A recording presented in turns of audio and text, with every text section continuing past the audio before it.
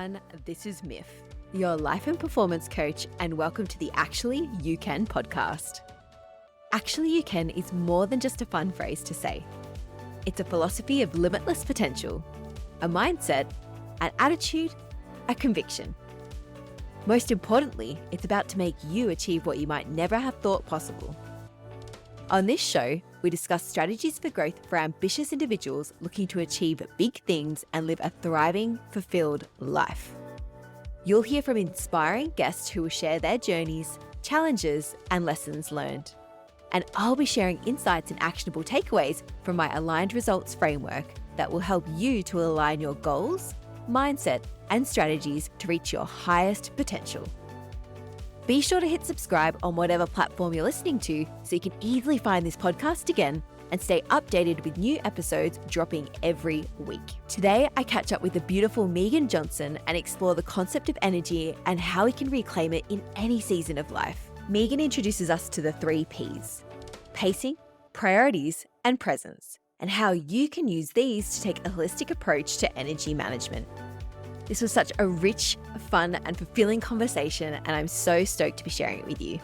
So let's get to it.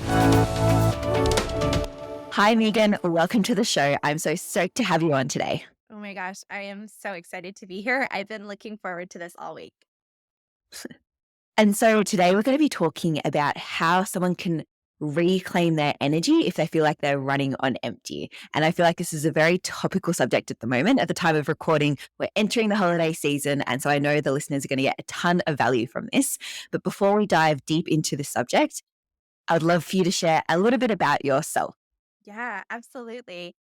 I mean, I feel like it's like a topical subject, just like life in 2023. Like being alive feels exhausting in many ways. And my story has definitely been one where there's been this overarching question for me of like, how do I replenish my energy? And that has come about because I'm somebody who is an overachiever. I'm somebody who cares a lot. I'm ambitious. I don't have a problem pushing. And that most of the people I work with as a coach and as a yoga teacher, they don't have a problem pushing. The problem is that I get disconnected from myself in all of that pushing that happens and in just like the weight of the world. And as somebody who feels things deeply, and I ended up having my first burnout at the age of 19. At that moment in time, I started getting really curious about like, how do we as a culture and as a society look at our rest and our self care needs? And I'd love to say that, like, after that, I had, like, cracked the code. I didn't. I've had many burnouts since then. What I've realized is that I'm somebody who kind of operates in these, like, fits and spurts. And recently, like, in the last few years, have realized that, like, I think a lot of us have this obsession of, like, cracking the code on, like, self-care and cracking the code on, like, exactly, like, how much we can push ourselves without going over the edge. And when we get obsessed with that, we're treating our energy as this like static thing rather than something that comes in seasons and is dynamic and is cyclical. And so I'm really excited today to talk about a holistic approach to energy and how we can approach our energy in any season of life, whether it's Christmas when you're listening coming up, or whether it's another time of year, or whether there's been things happening in your life that are really hard and depleting, or if it's a time where you have more energy. I feel really called out right now, and I'm sure many of the listeners do as well. And so I'd love to start off by, I often hear people say that they don't have energy or they need more energy. What is energy? What are people really asking when they say this? Oh my gosh, I this question is so good. And I think obviously because we're complex, multifaceted individual beings, like I think the answer is going to be slightly different for each person. But I mean, I often, when I'm talking about energy, I'm talking about like the thing that makes you you, like your animating force, like the thing that like actually makes your eyes shine and like makes you a human being. And part of that is your ability to be in the world and do things and bring things to life But I think it's also that connection to self. And I think we can feel that sense of energy both in the doing and the not doing. I think energy is something that we throw around a lot when we're talking about our capacity to do something. And I think there's a lot that can feed into that. Like there's a lot that we could talk about in terms of the different things that affect our capacity. But I think like at its core, this idea of feeling like we have energy, it's definitely the feeling. I think it's a feeling. It's not something that like we think in our head as much as we try to intellectualize it, but I think it's something that we feel. What do you think? Yeah, I was thinking about this earlier and I keep coming back to, I mean, I was never a science whiz at school, but I'm sure it's a law and I'm going to totally butcher this. I feel so embarrassed, but like energy can't be created or destroyed.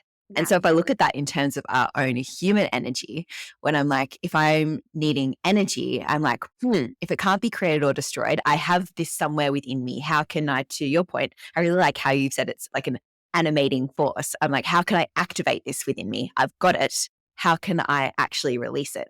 And a lot of us go to, how ironic, I'm sitting here drinking coffee right now, but a lot of us go to energy drinks or we go for substances to help boost that energy. When to your point, I actually think it's a feeling, something internal. I don't think we need something external to feel energetic, but that's often what we go to as a default. Yes, yes. And I think it's so fascinating to me. I've been thinking about this a little bit too, even and because you brought up, different beverages and things we consume in service of our energy. Been thinking about how even there can be so much pressure we put on ourselves with different diets or different nutritional protocols, even workout protocols as well, but in the name of like maximizing our energy and how that can almost serve as a distraction and an outsourcing of what is that inside job. Like I think that the reason that a lot of us are walking around feeling so depleted is because we are deeply disconnected from who we really are, like really are, and what our needs really are, and what it is that we really want. Like, there's almost this sense that we're walking around like on autopilot a little bit. And that in and of itself is exhausting. Like it's exhausting to not be true to who you are. It's exhausting to not be tending to your own needs, to the things that your body is asking for. And it's exhausting to be like squeezing ourselves into these different protocols and outsourcing our decision making rather than like really being attuned to what is it that I need in this moment? And what is it that I really want? Yeah, definitely. And just hearing you talk to that too, it's almost like it's disconnected on a spiritual, mental, emotional, physical level. Like you need to address all of that to feel energized. Absolutely. And it's all so connected. It's so, so Yeah. connected. And so we've spoken about being disconnected. In your work, obviously, you're attracting ambitious people just like yourself and the listeners here. What are some big reasons why people get into this disconnected state and therefore lack energy? Yeah, what a question. And again, some of the specifics, I'm going to share three big ones. And um, the way that these show up in your life is going to be different for everybody. But I think the first thing is just that the world is a heavy place. Like let's just be real for a second and like oftentimes when we're looking at our capacity or what it is that we're trying to achieve, we put on those rose-colored glasses and we envision things going the best possible way that they can. Or sometimes we account for some potential roadblocks along the way, but like life is truly out of our control. Like there's so many examples that we can turn to in the last few years that show that. And we're also living in a complex world with all sorts of systems of oppression and things happening all of the time that influence us. So like let's just be real about that. That alone is going to impact our energy. The other thing is we've got cultural obsession with this idea of like endless, limitless growth. And like if I had a whiteboard, I would be drawing a line where we like expect there to be this like upward diagonal line where things are getting better all of the time. And it's so fascinating how much this impacts us. But when we think about like growth and transformation, and if we look to the seasons, that's not how life really works, is it? Like, it's a cyclical process, and I think I know you have, a background as an athlete, and I think often about, like, athletes know really well that, like, when you're training, there is a need for both, like, pushing yourself and for tapping into your strength and your potential and, like, stretching outside that comfort zone, and there also is a need for the rest days, for the conscientiously pulling back. Like, you can't run a marathon sprinting the whole time. Like, you just can't. And so, um, I think there's this expectation that we have about growth that is getting in our way also. And then I think this one is gonna be the more practical. The third thing is almost to this is my attempt at math today, which is not my strong suit, but, is like we can think about it in terms of balance a little bit and like a little bit of an equation. Like, what are the things that are giving me energy and what are the things that are taking energy? And getting really curious about that and knowing that those are not gonna be static, that your answers to those things are gonna change with you as you change, and they could change throughout the seasons in the year, they could change throughout seasons in your life, but, there are going to be adjustments that you can make to those things giving energy and taking energy, and I think sometimes we get overly focused on one or the other without, like, zooming out and looking at the whole picture. I love that exercise. It's one that I use with my clients. I get them to write down all the things that drain them and all the things that give them energy. And most of the time, they'll struggle thinking of things that uniquely just give them energy because sometimes we were having a conversation before. It's like we're both introverted. So hanging out with friends can be energy draining for an introvert. So it's not purely giving us energy, but I'm always surprised and I guess not so surprised because I found myself in similar situations. Just people aren't aware of what actually just purely gives them energy. Do you find similar with the people you work with? Yeah, well, and even just in myself, like, to build on that Mm. example that you just gave. So, yes, as an introvert, absolutely, I had to be I would love to spend time with all of the people. I love people, love talking, but definitely draining for me. And at the same time, like, there's been moments where I have been exhausted, so exhausted, but I've known just like intuitively and in my body that seeing that one friend is actually Mm. going to feel so deeply nourishing to me. And it Yeah. does, like it gives you life, And so it's like I think so often we're trying to put ourselves in all of these boxes and in a way that can be helpful. But when it comes to working with clients, it's really interesting because and I'm sure you see this all the time in your work, like we develop stories about ourselves, right? And those stories can be useful to a certain extent, but one of the things that I just so deeply believe in is really our own self-work to get more comfortable tuning in with like what is the wisdom that I'm getting in this moment and like really meeting ourselves where we are. I talk about and this will like kind of be another way to answer your question around like some of the reasons that we're running on empty, but I talk about like the 3 Ps. And so for me, the 3 Ps are pacing, priorities, and presence. And so if we're looking at how do we start to reclaim our energy, we can look to these 3 areas and I'll speak a little bit to each one. And so the first is like pacing. Like, oh my gosh, like how many people do you know who have a pacing problem? Right? Like they're just trying to do myself included. Like, we're trying to do all of the things, and we're trying to do them at this speed that, like, is, like, very ambitious, and like that, like, don't lose your ambition, but also, like, we're sometimes setting ourselves up for failure, aren't we? Like, just in terms of just like how much we're trying to do. Um, and so, like, definitely what I see and in my clients and in myself is just like we want change and we want it right now.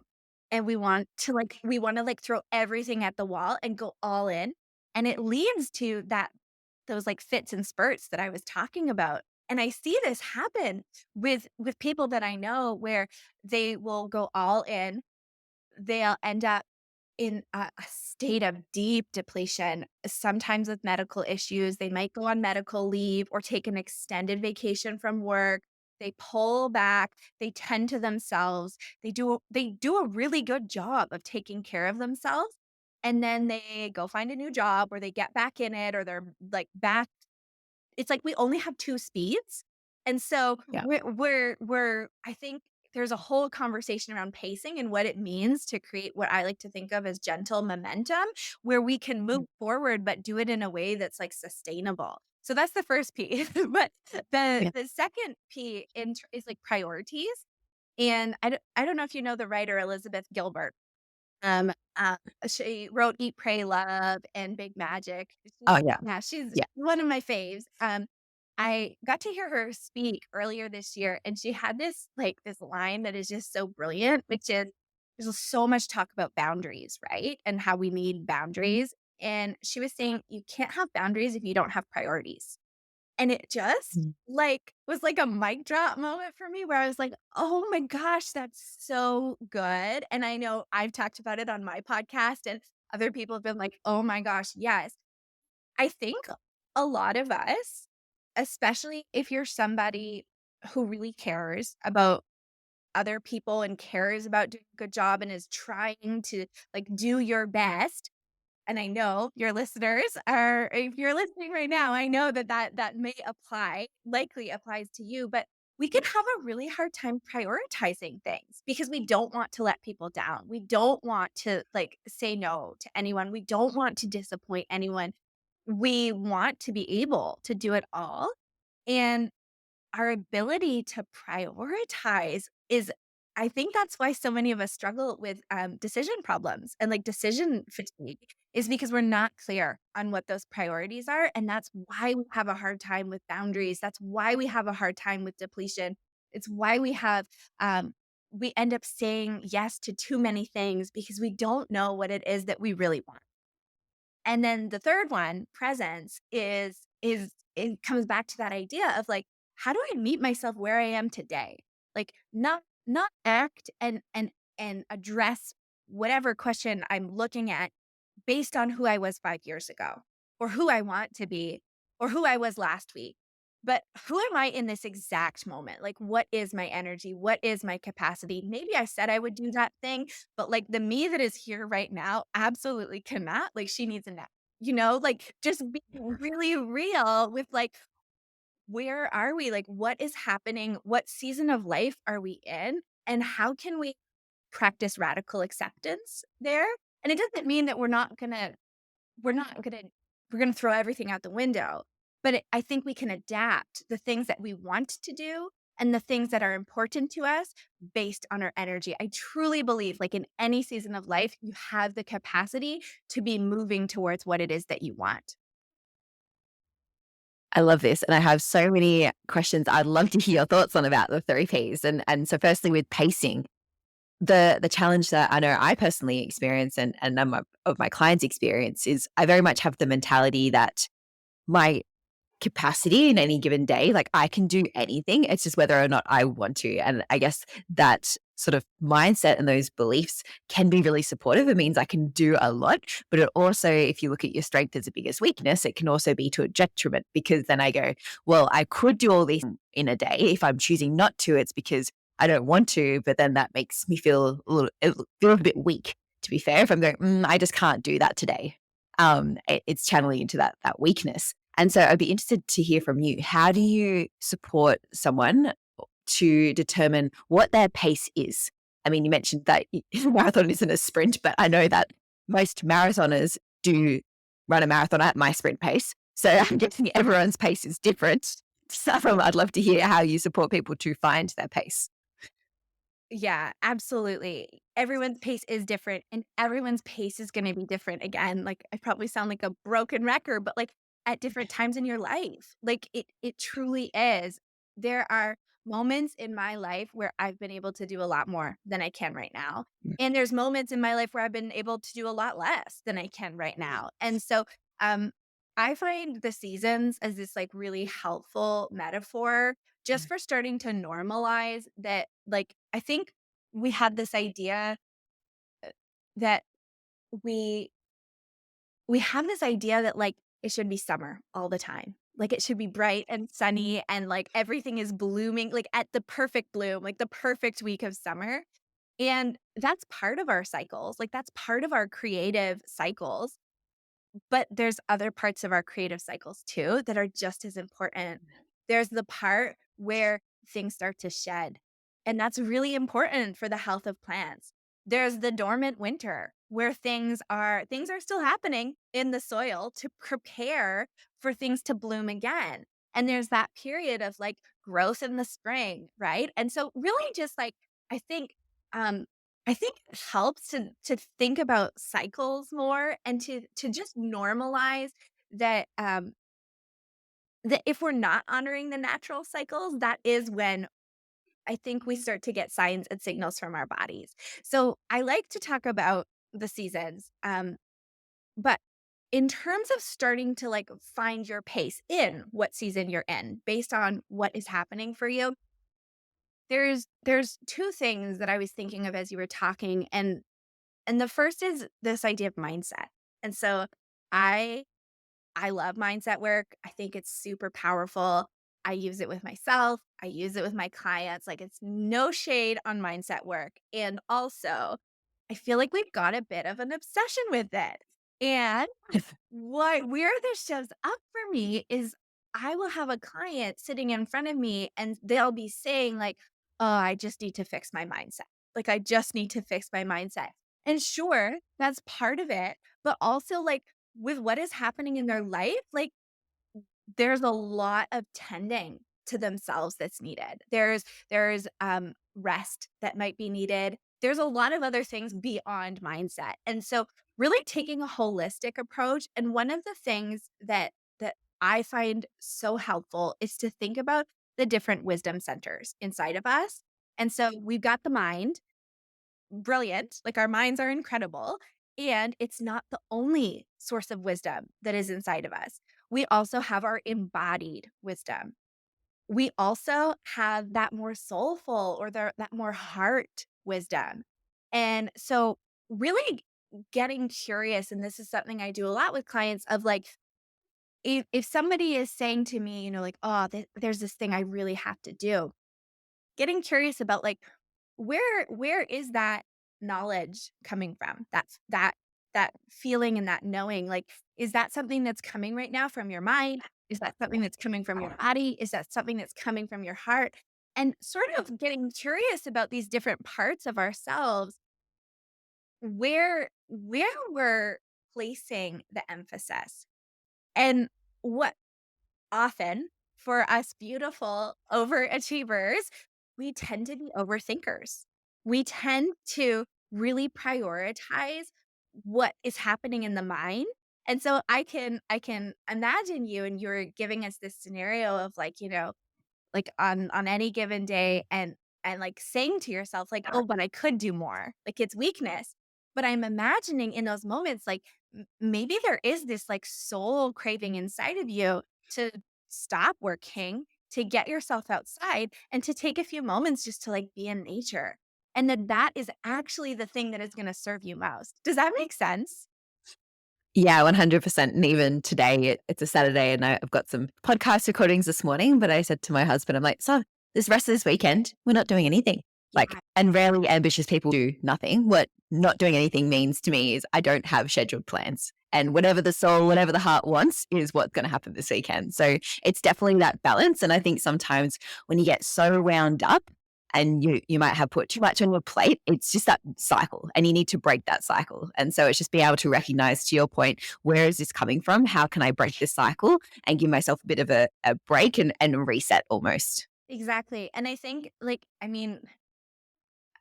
I think this is where discernment comes in, which I think is like a really underrated practice. We don't often talk about like cultivating discernment, but being able to discern and get really honest with ourselves. Like, is this a moment where I should be pushing through? Because there are Mm. going to be moments in life where we are like rallying to be able to push through something. And sometimes that is, in fact, what is in the best interest, whether it's of ourselves, of others. There's other moments where we tell ourselves we need to push through when, in fact, and these are the moments where usually it's the case because your friends and family and all of these other people are like, is this really necessary? Do you really need to be doing all of these things? And so there's other times where we're telling ourselves these stories. And so one of the tools that I always come back to, and my approach to goal setting is always like a feeling first approach to goal setting. And Yeah. it doesn't mean that we don't have tangible things. Like there can still be tangible things. But what we're doing is we're starting off by really like focusing on how is it that you want to feel? And letting that be the guiding force so that as you're bringing to life your beautiful vision, you can be bringing that vision to life in a way that's aligned. I know alignment is something that's like so important to you. And yeah, like really connecting in. And I think when we have almost like that compass inside of our own mind, that can also help because if I know that I'm in a season of life where I am prioritizing stillness and connection with nature, and I'm prioritizing soulful and reverent connection with myself. If that is what I'm anchoring into in a season of life, that's going to look really different than if I'm in a season of life where I'm prioritizing showing up for my community and feeling really connected. Like the way that I make decisions is going to be different. And I find when people have that kind of like clarity around like the feelings that they want, what they're trying to cultivate, it can make those decisions on any given day a lot easier because there's something that we're grounding into that lets us almost escape those stories that we have about being lazy and about and we all have those because they're so prominent. Like we've almost been like brought up to think that we're lazy and to think all that we have to keep going. And especially for folks who are in any kind of marginalized community, whether you're somebody who was socialized as a woman, if you're a person of color, like if you have a different gender or sexuality, like all of these things, there's a lot of pressure that we feel to be, like, rising up, but knowing, like, what is it that I really want can help us refocus, I think. Yeah, and I'm thinking about priorities, the second P in Yeah. your framework, and even just hearing you talk about grounding goal setting in the feeling, I think that's so, so powerful, and just hearing you talk that out loud has helped me connect the dots on a few things, and because I think where I struggle sometimes with goal setting and where I've had to tailor it with my clients and myself over the years is when you goal set, you get so fixated on the traditional methods of goal setting is create SMART goals, very specific, measurable, attainable, all that sort of stuff. And so you get this really clear picture of what you're working towards. And it's almost like you put these blinkers on and that's the end goal that you're working towards. But in doing that, I understand it's so important and I coach creating visions with my clients and stuff like that. But I also think it's important to anchor in the feeling and be open to being able to achieve that feeling in a number of different ways. Like potentially you go, cool, this is ultimately how I want to feel when I achieve this goal. And you might be presented with an opportunity to feel that way by having such a rigid vision. You're closing yourself off to opportunities. But if you're anchoring into a feeling, then you can go after your goal. But if something else is hanging around in the winds and it's starting to feel like that feeling that you want to achieve, then the opportunity is there to go after it as well. So I really love that you anchor into the feelings, not just the logical. This is exactly what I need to go after because it's tangible. It's what I thought of in my mind. The feeling component is so, so important. Yeah, I couldn't agree more. I'm just like heart is bursting right now, just like in total agreement. And yeah, I the way I talk about it and like I always resisted SMART goals, like hated them. Like we would be in some kind of an exercise in school or different things, they would come up and I would just be like and I don't just never felt useful to me. I don't and it felt, like overly, um, like, uh, like almost overly structured. And Yeah. what I believe, and it's the same as what you were saying, is that we close ourselves off to potential, and it's almost like we don't leave room for the magic of life. Like, I do Yeah. believe there is, like, there's a lot of chaos in the world, and there's also a lot of magic in just, like, meeting that one person who happens to connect you to that thing that becomes your dream job, or, like that friend introduce or inviting you to a party where you meet the person who becomes, like, your partner. Like, there's so much magic in life, and I I so agree with you that when we're overly focused on one thing, we miss out on a lot of the other possibilities that would result in the same ultimate desire, the thing that we do really want. And so, yeah, I just couldn't agree more. And even bring it back to your mention of people being disconnected, and that's why they're feeling like they're lacking energy. I feel like if you don't talking a lot about feelings, I feel like if you don't have a feeling connected to your goal, then you will feel disconnected from it, and Well, it will feel draining. that's the thing. And yeah, we do an exercise when I'm working with clients in a longer term capacity, but where it's actually the first thing we do on every call is we check in with how they're feeling about the goal. Not what they've done, we'll get to that, but, like, how are they feeling? And we let the feelings and it's that opportunity right from the beginning because my clients are overthinkers. They are people who, like, care deeply, they want to do all of the things, they want to do them to their very best, and so it's a chance, like, right from the beginning to drop into your body, drop into your heart, take a moment and just like what is it that you're feeling? And let's let that be the driver. And the other thing that I was thinking as you were talking is the other thing that we lose, I think, sometimes with like the super, super regimented SMART goals or very outcome specific goals is we also I think in those approaches, sometimes miss out on the opportunities to celebrate along the way because we're so focused on that that one outcome. And sure, there's ways to weave it in, but I think celebration and like is such an important part of success and momentum and motivation and confidence. And I feel like when we take a little bit more of a feeling focused approach, we can celebrate the taste of those feelings that you're getting along the way, right? Like it's just a different Yeah. it feels to me like a way more enjoyable journey. But I say that, but I mean I think sometimes the feelings that come up are hard feelings and there's always going to be ebbs and flows. Like that's part of the cycles, right? Yeah, and I feel like even we've mentioned as well, just being a human in today's society is hard. I think we have to make a more conscious effort to celebrate and go after positive emotions because our world is built around us to bias us probably towards experiencing negative emotions. That's how we're conditioned. We watch the media that instills fear. There's all these reasons why we could feel shitty that it's we need to make a conscious effort to feel good. And so it sounds silly sometimes that you need to make a conscious effort to celebrate, but you do because chances are you're not going to do it just out of habit or unconsciously because we haven't been brought up that way. Yeah. Well, and I don't know if you find the same thing, Myth, with the all the incredible people that you get to work with and interact with, but um most of the high achievers I know are so critical of themselves, Yeah. like so critical of themselves.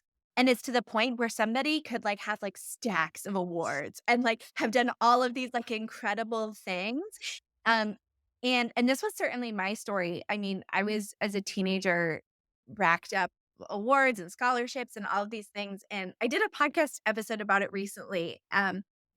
On my podcast where I read like excerpt, this piece that I'd written when I was 19, and I was talking about how I'd achieved what others would consider a lot, but I just was like I just couldn't even feel it. Like it didn't mean anything. Like I could look at the words, or I could look at the things, but I had absolutely no connection. And there was no sense of like I didn't feel proud. I didn't feel accomplished. I didn't feel any of that. And that's what I see in a lot of people. And I think it is, I mean, we know from neuroscience and neuroplasticity. And if you don't know about that, maybe if you're listening, that's like an area you can go check out. But like we know about neuroplasticity that you actually change the brain, right? As you are thinking different thoughts. Um and I truly one of like as another practical exercise, like one of the things that's been a game changer in my own life and in the life of my clients is actually starting to like I for a while was doing this practice where every day I would challenge myself in the morning to write down 3 things I was proud of from the day before, and I intentionally made them like, we're not talking big things, like, we're talking like, "Oh, yeah, I was uncomfortable in that conversation, so I changed the topic." Or like, I said no to doing that thing that I wanted to do. Or maybe it was just that like I ate more mindfully today. Like, it could be anything. It could even be I send that one email that I've been putting off sending for like a week and a half. So, but just like really taking a moment to start to I think of it like a muscle, like our ability to feel proud and connected to ourselves and our confidence. And so to be using that muscle every day, I think is like I honestly think that's like if you take one thing from this episode today, one thing, like just start to pay attention to the things that you're already doing. Those times that you are already listening to the wisdom of your body, the times when you feel really tired so you go to bed, the times when you feel yourself getting sucked into social media, so you put the phone down. And just starting to actually like notice and celebrate those. And if it helps, like try and find 3 every day that it's amazing how just that one practice alone can start to really, really shift your relationship with yourself. And ultimately, I think if we go back to that idea of disconnection, when there's so much disconnection with ourselves, what ends up happening is we both don't know what our needs are. Like how many times have you heard someone say like I just don't know what I need? But the other thing is that we lose our self-trust. Like we're not in relationship with ourselves in ways that are compassionate and caring. And so just starting to notice the times when you do actually show up for yourself is also going to like even just subconsciously make you start showing up more for yourself and making the decisions that are going to help you reclaim your energy and shift out of depletion. There's so much goodness in that. And one thing I want to latch on is it's really funny when you're talking about reflecting on moments where, you felt proud of yourself the day before. I could hear this voice going, what do you have to be proud of? Like you're not doing anything special. And I was like, cool, this is an interesting one. So I'd love to hear, in your view, what is something that would be worthy of being proud of? And you mentioned briefly, there's, potentially think of times where you've tuned into your wisdom centers, whether that's been mind, body, soul, and you've acted based on the wisdom from those centers. What what would you say to someone who's like, I don't have anything that I'm doing that I can be proud of? Oh my gosh, so good. This is gonna sound like, well, I don't know. I was gonna say harsh, maybe it's not, but I would say, would you say that to someone else? Yeah, great. You know what? Like if you were like sitting with like your younger sibling or like a child or like your like best friend who's having like a hard time in life or like whatever. Like like we just treat ourselves like I've been thinking about this idea of like care, like self-care, right? And thinking about like what does it mean to care for someone? And like what does it look like when I'm showing care for someone? And all of the ways in which I show up in ways that are loving and kind and generous and flexible and like all of these things that I do to care for someone else. And then just like the ways in which we don't extend that to ourselves. Right. And so Mm. I think sometimes, like even like imagining like what a friend would say, or even like if you're somebody in therapy, like what would your therapist be proud of you for? Like because maybe like your therapist would be like like having a party if you like set a boundary, right? And so I think just like really taking a step back, and I mean we've talked a lot about, right, that there are these like so much of the world wants us to be pulled into these like external measures of success. And ultimately, I think what we are what we are chasing, I see this in so many people. What most of us are chasing is we want to feel seen and we want to feel heard. And so if you're thinking about ultimately the thing that you're chasing is feeling seen and heard, how do you start? By seeing and really hearing yourself. And what starts to change if you do that? You've just prompted me on something else as well. I definitely agree that we all have this innate desire to feel seen and heard and feel that our lives mattered. And I think Right. to your point too, if we see ourselves, hear ourselves, and show ourselves that we matter, then what that external projection looks like on the world too would be incredible. Oh, yeah. I mean, like, yes, like, here's to that. And I Mm, feel like, yeah, I mean, this is something we didn't talk a ton about today, but just for me, there is such a deep connection between meaning and our ability to rest. And so, like, our fulfillment and our ability to feel like who we are and what we're doing in the world matters. Like, that is such an important part of our energy. Like, it truly, truly is. Um, and it's connected to our ability to rest and to feel at rest. And those two things, like, we don't talk about the connection enough between the two of them. mm, And so I think you're absolutely right. Like that the meaning matters, and doing things that feel really like soul filling matter. I think that the problem with where most of us are now is most of us aren't really doing a good job of resting, and most of us aren't actually doing that good of a job of like doing the things that really matter. And I know that mm, because I have people come to me who who have these things that have been on their hearts that get pushed to the mm, back burner again and again and again and again because there are those other things missing, right? Like the priorities and the pacing and not making the not having the energy because it's all going to things that other people it's going to not even what other people want, it's going to what you think other people want. Whether or not other people want that like is a whole different conversation. But like mm. you're spending all of your energy based on what you think other people want, and then we end up with all of these like these little dreams inside of us. You know, maybe it's a book that you want to write, or maybe it's maybe you want to take up photography, or maybe you just want to cook more, or it could be something bigger like changing a job or finding a partner. Like, but those things get pushed to the back burner again and again and again and again. And and I think that the meaning part is so important.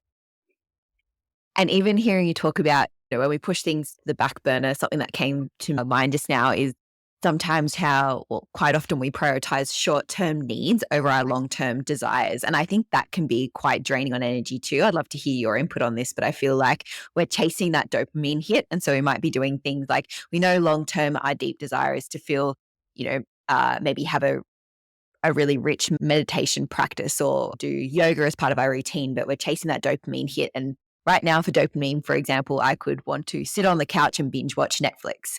And so I'd be interested to hear what your thoughts are in chasing the short term dopamine hits and pushing away our long term desires, what impact that could have on energy. Yeah, I mean, I think it's really human. And I say that, and I also think it's what keeps us stuck.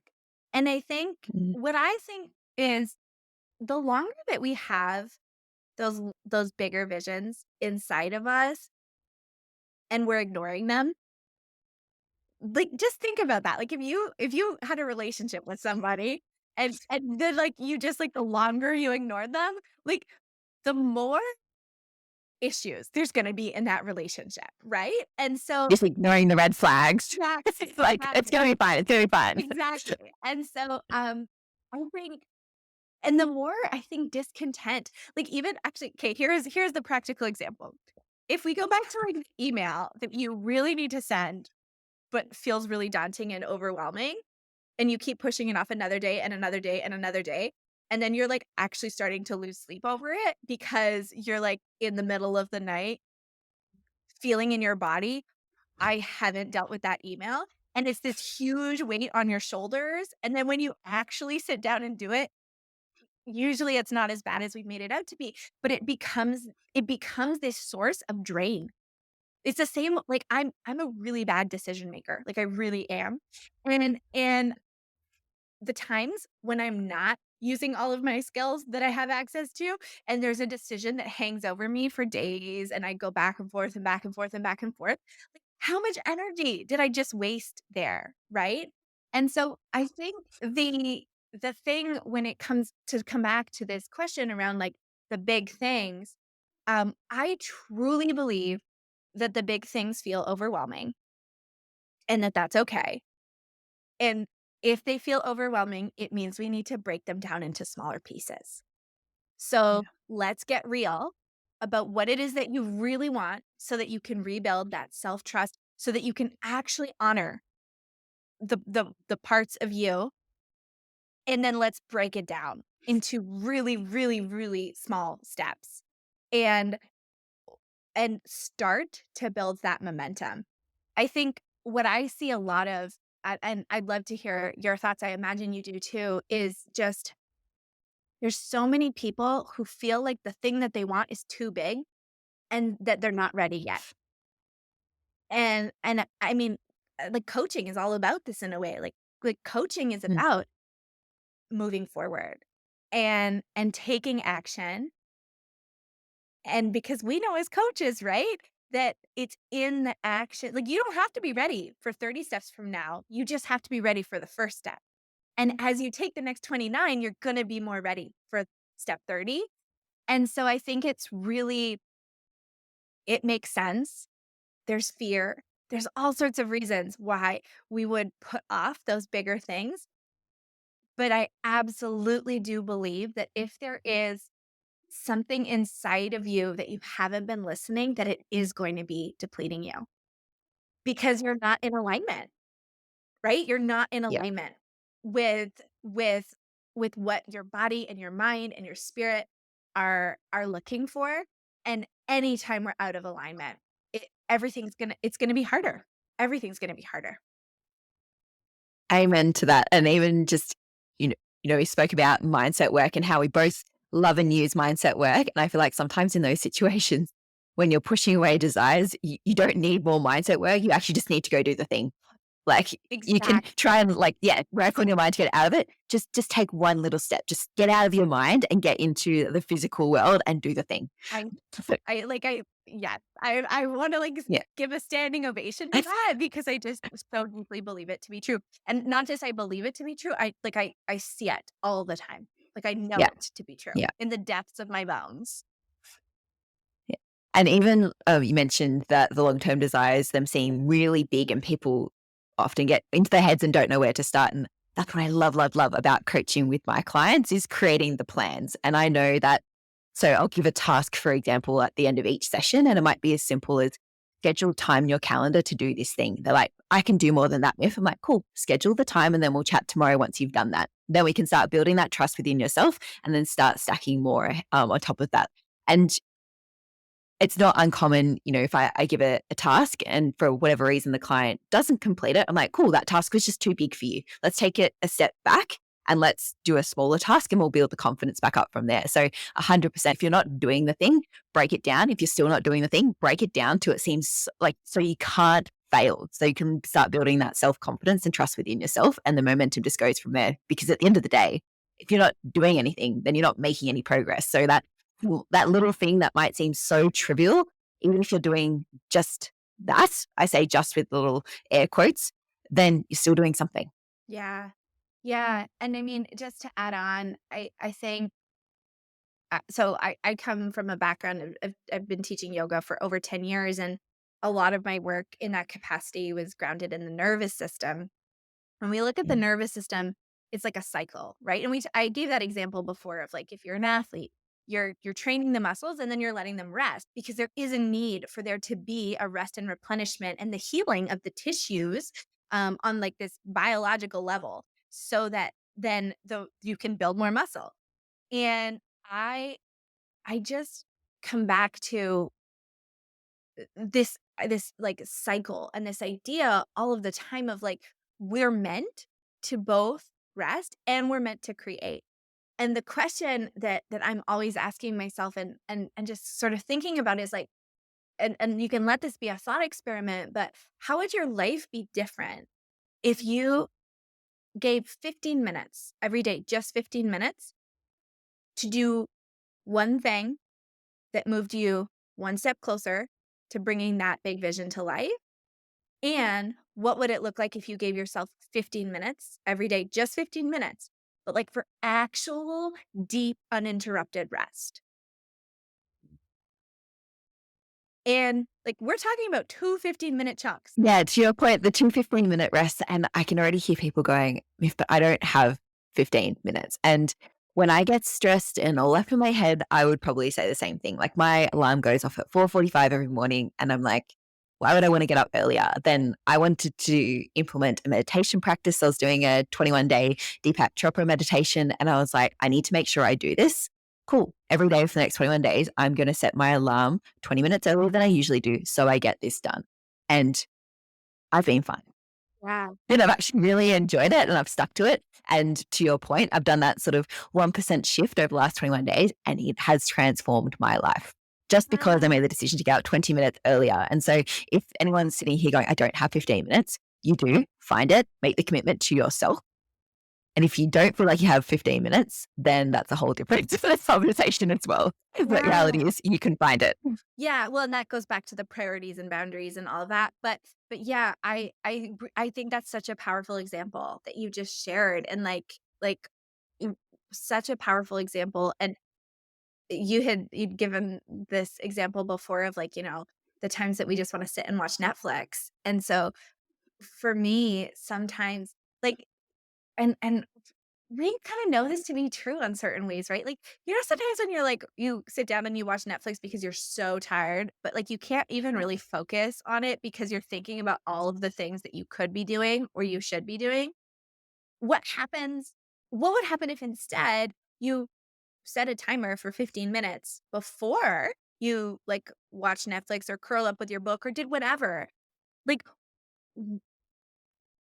on a biological level, like when we have done something, it then is easier to rest.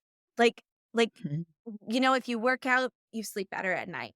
If you have a day where you just feel like, wow, I really did what I wanted to do. Like there is that sense of like in our bodies of like more of that peace. And the same thing, like when you're at rest, I do truly believe, like you think of like getting your best ideas in the shower, like there's reasons why that happens. Like or if you're out for a walk in nature, you get great ideas. And I think we don't pay attention to those cycles enough. And so Yeah. 15 minutes for both is like, how can you make sure every day you're at least carving out a little bit of time for that like creative action, for bringing something into the world, and a little bit of time for the rest, and just see what happens. Like, let it be an experiment. And I love the Netflix example because I do think like sometimes self-care is going to get that bar of chocolate. If it's not every day and you have other coping mechanisms, sometimes you just want to eat chocolate and that's fine. Sometimes you want to veg out in front of Netflix and that's fine too. And if I look at the times where I feel the need to do that, to your point too, Netflix is just background noise and I'm not actually present. What would probably serve me more in that moment is to spend that 15 minutes getting everything out of my head, going, cool, what's circling in here? Let's get some clarity around it, put some voice towards it. And then I'd probably feel more relaxed and I can enjoy quality time with my husband, that sort of stuff as well. But yeah, it's when we don't take the time to break the stress cycle or whatever cycle it is that we're in, that it can just perpetuate and we end up feeling drained. Yeah, and that's that discernment piece that I was Yeah. talking about before, right? Is knowing when. Like, when is Yeah. watching Netflix actually, like, lighting up your soul? Because you're watching Yeah. something that is just, like, really delighting you. And when is watching Netflix, like, kind of that coping that you're doing almost just because you don't know what else to do or because you don't want to do the things that are actually going to care for yourself. Yeah, and I think, we have all these tools and we're humans, and I'm no doubt there's times where we both do things that we're Oh like, my we god, know this probably isn't the best decision for of us, but course, it's all part of being human, right? of And course. yeah, practicing discernment of going, I'm making this conscious choice to do this, even though I know it's not the best thing for me right now. But hey, I'm human. This is the conscious choice, and I'm okay with that. Exactly. Yes. Yeah. Yes. I am absolutely doing that. And yeah, and I think it's never to like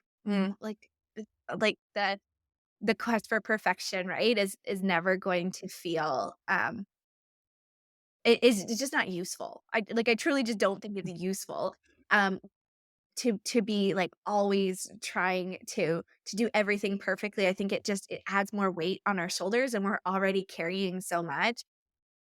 But I do think if we go back to that self-trust, that the moments that we do really tune in with ourselves, like celebrating that is, I think, the thing that is going to create a lot more traction than beating ourselves up for the times that let's have compassion for ourselves and the times when, we do the things that maybe weren't actually in our best interest. Let's have compassion for that. And let's really celebrate the times when we do actually like interrupt a behavior or a thought or where we choose intentionally to do something differently because we know that that is the most caring and loving choice. I love that. And you've offered so many practical tools and tips in this episode to help to reclaim energy. I'd love to hear what's something really actionable that the listener could do in the next 24 to 48 hours to really take that first step to taking ownership and reclaiming their energy. Oh my gosh, what a question. I know that we've talked about a lot already. And so if there's something that's resonated with you already, you know what? I'm gonna like cheat a little bit here and I'm just gonna go back. I think I truly do believe this one practice, it sounds so simple, but has the capacity to really change your relationship with yourself and rebuild that self-trust. And it's that practice of starting to notice. When are the times when you are honoring your energy? And so within the next 24 to 48 hours, my challenge for you, if you're listening, is to take out your phone or your journal or sit in meditation for a few moments and think about 3 times that you honored your energy. Like where you did listen to your body or your heart, where you maybe had a boundary, where you said no, where maybe you just decided to eat an apple or a little bit more vegetables today because that's what your body was craving. But anything that you did for you from a place of care and love, where you deeply listened to yourself, where you saw yourself, and just notice how that feels. And if it feels good, maybe you do it the next day. Plot twist, it will feel good. And thank you so much, Megan, for all of your time today, for sharing all your expertise and wisdom. Very much appreciate it. I get a lot from these conversations. So I feel very grateful that you've jumped on here today, not only have a chat with me, but also share this with our listeners as well. And so if someone is interested in learning more about you and the work that you do, where can they find you? Oh my gosh. Well, thank you for having me. This was a blast. I'm like writing all of the endorphins from such a rich conversation. So thank you for your beautiful questions and holding such soulful space. Um the I'm doing something different these days when I'm on podcasts and it's because like I honestly have such a love. We talked before, we're both introverts, and I have such a love of like the one-on-one connection. And what I'm doing, I was like trying to think of like, how could I connect with podcast listeners and have a chance to go deeper into everything that we talked about today? So I'm doing an experiment. And if you're listening and you are somebody who has been feeling like you're running on empty, you're looking to reclaim your energy, you're looking to really feel like you've got that spark again and that animating life force, then this could be a really beautiful step for you. So I'm offering like a super, super discounted one-on-one hour-long coaching session. It's just $45 Canadian, and it's a chance for us to connect. And I really am doing this just because I so deeply believe that in the magic of connecting and having these conversations about how we can be showing up for ourselves. And so in this session, we'll do three things together. We'll talk about what season you're currently in and how it's impacting your energy. We'll craft your feeling focused goal, which can be your anchor to help you make better decisions with more ease. And we'll also come up with a really practical, personalized strategy for you, which is going to include specific things you can do to reclaim your energy, including both those practices for fulfillment and the practices for rest. So if that's of interest, you can head to podcastgift.meganjohnston.com. There's more information there. And if that doesn't feel like the right step for you right now, no worries. If you want to keep hanging out with me, you can always tune into my podcast with Heart and Wonder, where we have these kinds of conversations all the time. Saying thank you so much for having me, Miff. This was such a blast. Thank you for joining me today for another episode of the Actually You Can podcast. I so enjoy having you here, and I hope you've taken away powerful insights and tools that will support you to achieve your high-level results. Now, before you go apply all of this wisdom in your life, I would be so grateful if you are able to leave us a podcast review on the platform that you're listening to, or share this episode with a friend. Your support means that we can help more self-led, high-performing individuals just like you expand what's possible for them. I'd also love to hear your thoughts on today's episode, so please go on and shoot me a note on socials and let me know what you think. You can find me on Instagram at Miff Galloway. Now, go ahead and make those dreams a reality, because actually, you can.